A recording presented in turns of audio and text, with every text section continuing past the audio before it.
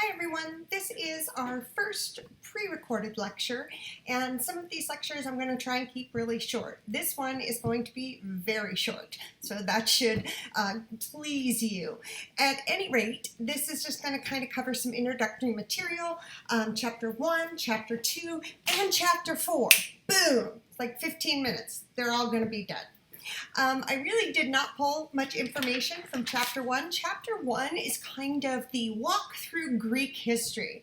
And honestly, I think Aristotle is amazing. And, if you have a chance to go to Greece, even better. The Acropolis is cool, all that good stuff.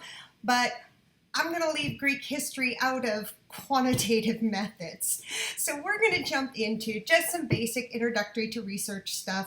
Honestly, if you remember anything, please, at all about 350, this should be a complete review. But I do want you to be familiar with the terms you're going to see on the PowerPoint. So, right away we get this huge, we're in Chapter 2 already, Introduction to Research. And they throw out this big word at you, epistemology. And all that means is ways of knowing. It's kind of like paradigms. What are the ways we know things? How do you know what you know? We talked about this a lot in 350. And with news going wild these days, how do you know what's true and what's not true? Just this morning I read something about Donald Trump was going to pardon Susan B. Anthony for illegal voting. And I was like, this can't be true. I've got to figure this out. So you know the three basic ways of knowing. We've been yapping about them for long enough now, I hope. The first one we're going to call social scientific, or the scientific method, or quantitative. You've probably again heard tons of different terms for this. This class is staying in the first one, social scientific quantitative research. We are not going to go into interpretive ways of knowing, which is qualitative data and ethnography and interviewing. We are also not going to look at the critical or rhetorical critiques and research and ways of knowing. So we are rooted completely in the scientific method for this course, which means the very first thing we have to do is observe. And I'm going to ask you to access your observations and start to begin thinking again about what is it that you're interested in knowing in communication. I know you all want to know if pot smoking affects your grades. That is not a communication topic. So don't pick it. Don't tell me, does sleep affect your grades? Not a communication topic. So I'm going to be pushing you to come up with a general area or notion of what you're going to want to do your research project on in this class. And I'm going to be pushing to do that next week. So I want you to really just start thinking. A lot of my ideas for my research projects have come from my own personal experience, observations around me, things that led me to ask questions. There's a bunch of research I'd love to see done right now about this whole Zoom thing in terms of communication. Is it working? Is it satisfying Gen Z's need for communication? And certainly, is it effective? I had to go to the doctor this summer, and of course, my appointments with my doctor were over Zoom. It was very frustrating, actually, and I asked the doctor at one point, I said, are you researching? Are you following up with patients and asking them about their experience visiting doctors via Zoom? Because I thought that would just be a fantastic study. So you're observing and finding a problem, maybe that doesn't have an answer. And I don't know if you can think of it as a problem, but what is the point of doing this research? What are we trying to find out? So how do people react when they get text messages? My phone is blowing up over here and I'm getting all these text messages. I'm one of those people, and I think most women are, where like, oh, someone's texting me, I better answer right away. Whereas I found men, oh, yeah, someone texted me, cool. And they don't reply. And this causes, of course, conflict and communication problems sometimes. So I want you to begin asking, what is the purpose? What don't we know? And what seems to also kind of give you pause about the way people communicate, whether it's in organizations, non-verbally, in health, in culture. There's so many possible areas, and we're going to take a look at that in more depth in a little bit. So you state the problem or formulate a hypothesis or a research question. What is it we want to know? What is Zoom's effect on student learning, engagement, and communication with professor?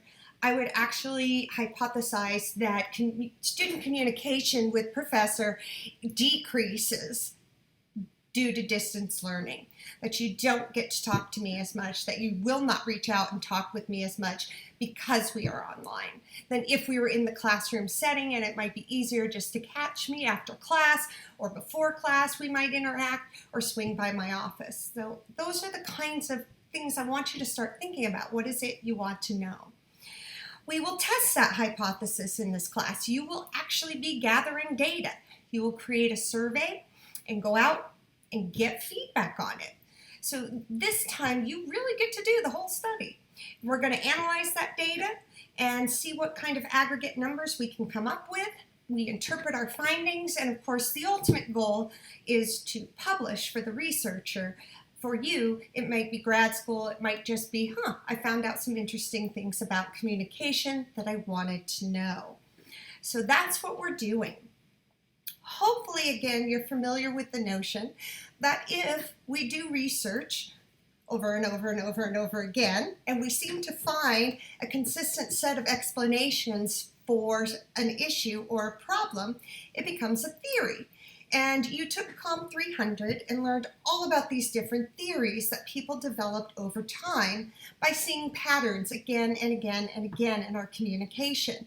We greet people, which is interesting because that's changing now. And this would be fascinating to research as well. How has greeting people changed in the time of COVID? When you do see someone in person, you certainly don't shake their hand anymore. Some people will do the elbow bump, but we've changed that process. But research used to show us when two people meet for the first time, they will shake hands, they will make eye contact, they will ask each other their names, what they do, and if they can't find anything else to talk about, the third topic they go to is the weather. And that has been shown through different experiments over and over and over. So it was turned into a theory. So again, you're coming up with hypotheses. We'll be able to write either hypotheses or research questions, and we're going to review those a lot more in depth like we did in 350. This is just the basics of a hypothesis is a prediction. It's really a guess of what we might think will happen.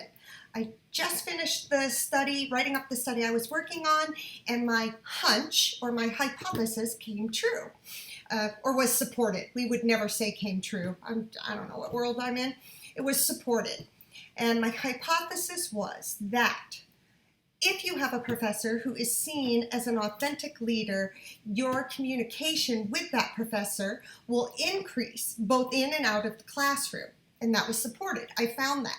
Also, if you have an authentic leadership style in a professor, you will report more student engagement and learning.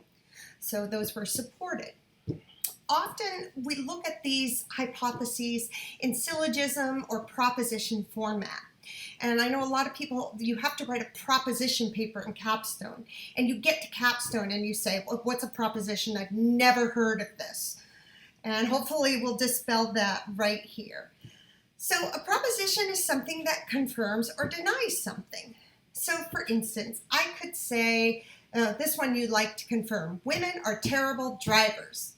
Okay, if women are terrible drivers, they have more accidents. Therefore, we could say women should be taken off the road. You see what I'm starting to do here? This is not communication related, but let me do a different one then. If we know men talk more in mixed conversation than women. So if that is true, women do not get a chance to compete in mixed conversation. Therefore, women continue to be at a lower status socially than men. There you go. I just gave you basically like a syllogism or a proposition. So if women self-disclose more than men, we could say women then reach intimacy faster than men. Therefore, there's an imbalance in relationships sometimes on who reaches intimacy first through the notion of self-disclosure. You guys with me? I mean, that's some pretty heavy stuff. They have some other examples in the chapter where they just give you some basic propositions that kind of, it's a logical rubric for walking through, well, if this is true, then this must also be true. So for instance, one study I never got to do, but I still would like to do at some point, was if the teacher provides a comfortable classroom, speaker communication apprehension will decrease and you will have more communication from students in the classroom. So these are all just little ways of kind of looking at these propositions, and they give you some that are not communication related on 27, like all men are mortal, Socrates is a man, therefore Socrates is immortal. And I used to give you my what I said were true. All men are jerks. Reggie is a man, therefore he's a jerk. And this is Reggie, okay? Reggie's a jerk because he's a male bunny. All women are emotional. Kathleen is a woman, therefore she's emotional. There could not be a truer statement. So that's the way we work when we kind of reason. Those are the goals we're looking to, so that if we can explain if this happens, then maybe this is why this happens, because everything's interconnected in what we're doing. So take a look at, make sure you know what a theory is. It is an explanation for a behavior, or an educated, the hypothesis is the educated guess or prediction that we have. And we do that through these syllogistic reasoning processes. Okay, so identifying your topic. Woo! We're chapter 4 now. See how I just did that? I'm not wasting time. So the very first thing we need to do in this class is come up with topics. What is it that you are interested in researching? And right now you may be thinking, I have no clue, but I'm hoping you can at least pick an area. And you're saying, I don't know all the areas of COMM. Ha-ha! That's where I come in. If you go to your module, Introduction to Research, you are going to find a sampling of possible conceptual entries. This is basically every field, topic, name, division, whatever you want to call it, in communication that you could study. This is a very comprehensive list. So look at what we've got here. We have, of course, intercultural, we've got developmental communication, communication and philosophy, we have this is all agenda setting, aging and communication, and the handout keeps going on. Argumentative, apologies. I've had a lot of people do surveys on how do people apologize and how do they ask for forgiveness. You could look at anything from mass media to org-comm to persuasion to audiences communicating bad news. And I'm still only in the B's. How ridiculous is this? Here you've got organizational communication and bureaucracy and communication, something I feel like you could, celebrity stalking, you can, any of these topics, classroom, lots of communication in classroom topics, there's instructional and education topics, computer-mediated communication, don't forget about phubbing, discourse, all right, gender communication, patient-doctor, emotion, all right, gender, am I going? I don't really have to keep going through all this. Family, feminist studies. If you think you have no idea what you're interested in, please check out this list. I can't believe we're still just in the I's. The other list that may help you kind of gravitate towards some ideas is in your book, and that is on page 96 and 97. And what they do there is they basically list for you all of the major COMM journals that we have in the discipline. And sometimes just reading the names of those journals will give you some idea of what you might want to research. So again, every time I've wanted to do research, I drew from a personal experience. The way I ended up with my master's topic for my thesis was because a professor kind of put me down and was basically very defensive towards me and said, "You can't do that." And I was pissed. I was like, "How dare you? I can." And I got into this notion of what happens if you take a high self-esteem individual and threaten them. And my hypothesis was that if they're a high self-esteem individual and you use threatening or defensive communication, it will actually increase that person's performance, which was the case with me. So it came from a very direct experience. My dissertation that I ended up publishing also looked at department chair communication because I'd never had a department chair that I liked. They were all just crappy. So I wanted to go, right, maybe you've got a boss or someone who wasn't a former supervisor and you're wondering about their communication and their management styles or past relationship, or even instances in your family. I think I had brought up to you before that I really wanted to know about communication and family satisfaction among families with a pregnant teen, particularly on the sibling who wasn't pregnant. That would be me.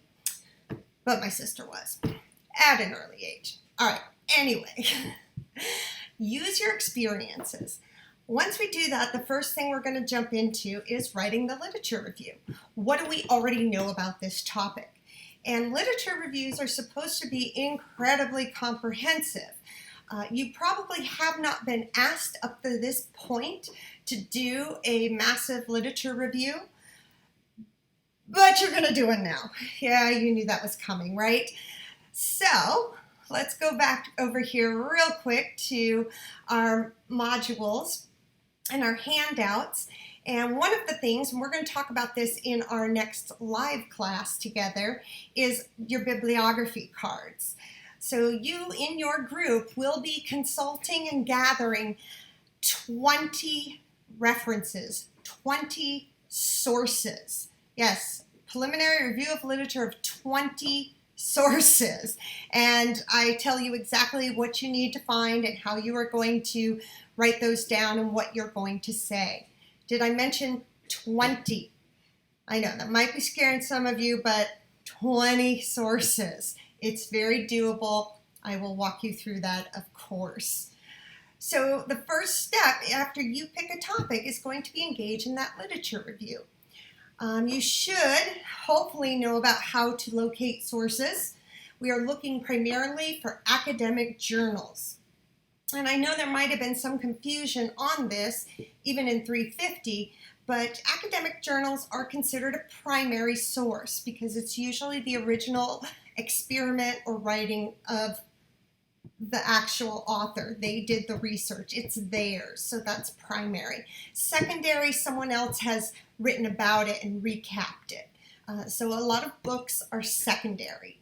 They're not, the journals are presenting the original research. You're going to be using almost exclusively primary resources for this project. We want journal articles. We want to know what other people have found.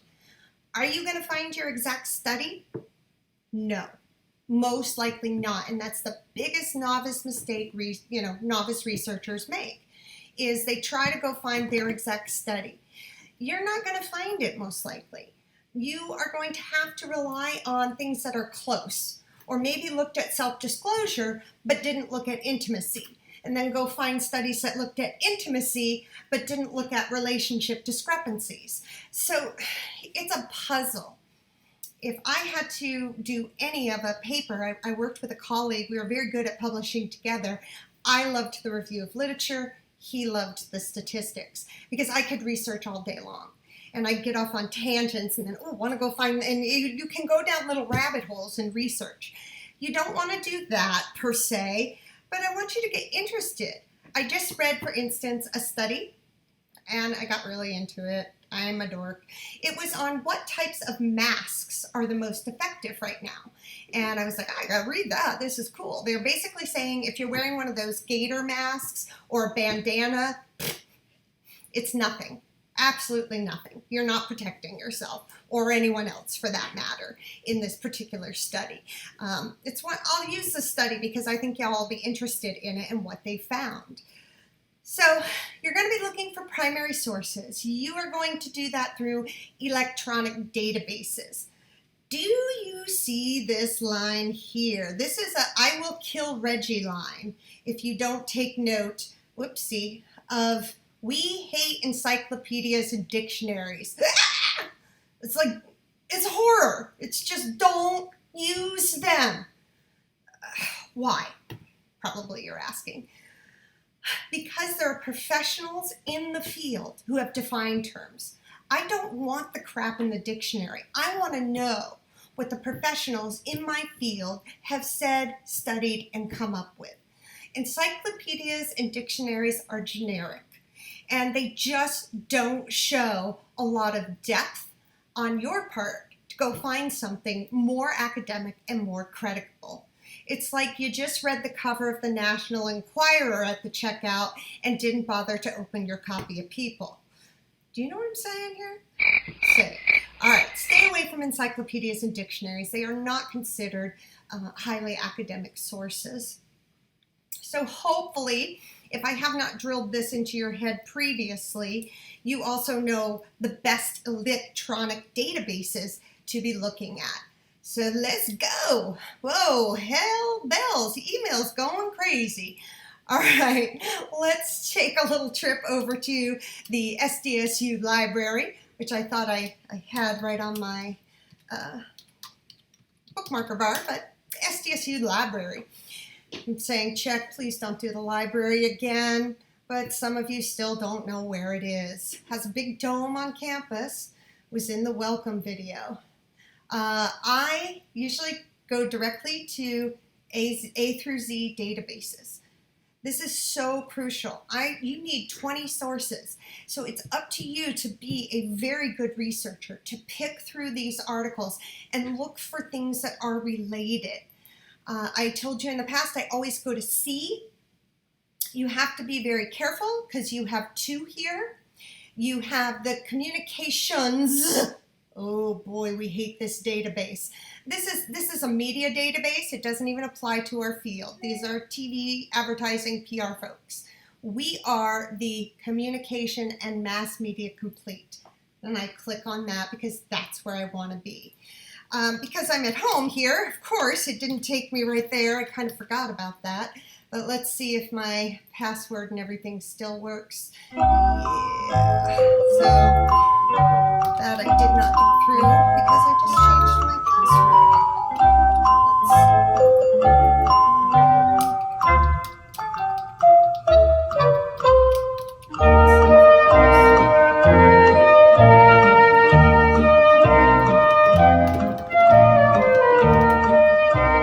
I have pretty much the slowest computer in the world. It says it's waiting for the library, so I don't know. Oh, it's loading. It's waiting. Oh, there we go. Couple of other quick things. And I'm not going to review this again. You are researchers now. So once you get in here, you are going to want to click on that search all databases at the top. Did I mention that this computer is super slow? Choose databases. Yeah, go ahead and save that. Select all. Okay. And now we can begin doing our search. You will notice there that I put the Boolean logic on the slide for the PowerPoint, and that's simply starting to become more adept at using certain terms. So I really want you to understand how to do research. And I'm going to tell you, don't do it on Google. Do it here in this database. It is the better. And you don't listen to me, and you're going to go do it on Google, but, you know, I'll find it and ask you why. Self-disclosure and intimacy. Sure. I should get a ton. That's the other phrase most of us hate hearing. I couldn't find anything. Here's 1,971 articles. I could add now another word. I could add in there gender to see if there are differences in how we develop self-disclosure and intimacy according to gender or sex. I'm still hitting a bunch. So in marital happiness, it's a quantitative study. Oh my gosh, so much stuff. And certainly, I don't know if it would change if I put sex. Let's see. I'm kind of interested if that would change the number of outputs. So you can see right here, it says Boolean phrases. That's these and or boxes that are right here. That did get me down to 529. Sexual assault and harassment in the military. Exploring sex as, breakup accounts, some good stuff. You want full text articles, you can get them. You can narrow publication dates. Only look to academic journals over here. So ways to start looking at research in different, in-depth. The process I'm in is similarities, understanding gender. Actually, this looks like a very interesting article that may have something to what I wanted to do. Perceptions of gender, complicated issues, sex education, how we talk about it, gender roles, self-disclosure, and intimate relationships. Anytime you see something like this down here too, this is nice because I guarantee you we're looking at a quantitative or statistical study. So hopefully you will familiarize yourself with this process. I'm not going to make you go on a library hunt again. And you might also know if you can't find something, do the find it. You can order it through the library. This is a big part of what you will be doing. All right, that was way long enough on the library, so let's go back over here. And the last one is if you do search some websites, the truncation symbols, hopefully by now you know if it's a .com, that's commercial, .gov, it's a government source or a government website, and a .org is usually a nonprofit group of some kind. So that's a whole lot in just a little bit. We will be talking more next time about these bibliography cards, and I hope getting you into research teams based on your interests. So that's why it's so important that you start thinking, I definitely want to do something about intimate relationships. Maybe someone's over here and says, I definitely want to look at communication and technology. And another person says, I'm interested in family communication. So what I really want is just the broad general area you're interested in. And if I have 4 people who are interested in organizational communication and superior relationships, job satisfaction and communication, that's how we'll kind of push forward with our research groups. All right, and we'll be talking more about our bibliography cards. None of this would be complete without mentioning APA, the granddaddy of them all. We are in 7th edition. I will help you use either 7th or 6th is acceptable. But one of the things for this paper or project is you will have all of these parts. You will have a title page. Yes, you do need an abstract. You will have a thorough review of literature based off those 20 sources. And remember, a review of literature is telling me what information is out there. And I would break it down by topic. Say, here's what we know about self-disclosure. Here's all these different studies about self-disclosure. Here's what we know about intimacy. Here's what we know about gender and how it affects intimacy and self-disclosure in relationships. So that review of literature is a big part of the paper. You then have your research questions and hypotheses. And then we get to the statistical part. This is the methodology. What did you do and how did you do it? What did you find? Why do you think you found that?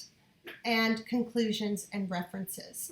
You will have 20 references for this paper, and I gave you a page range of 25 pages. That's a maximum, and trust me, it's actually not going to be that difficult to fill. Especially when you get to the bottom half of the paper, because you're simply writing about what you did. And we're going to do those steps along the way. So don't freak out. I will absolutely walk you through this. What do you need to do for now? You need to kind of go back to this observation. What is it that you're interested in? What do you want to know about? And I encourage you, if you remember from 350, I had you write in a little form, what effect does X have on Y? I want you to start thinking about that.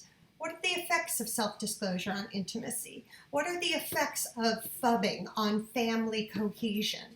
My son gets really mad at me. He says I spend too much time on my phone. So apparently that ruins our family cohesion. Whatever. Anyway, that's what I want you to start thinking about. When we come back, we're going to look at review of literature techniques, make sure everyone's cool with that, talk a little bit more about those bibliography cards, that handout that's up on your module for this, and we'll even be talking research teams very soon, very soon. All right? So, chapters 1, 2, and 4, done. Easy peasy. Mostly a review.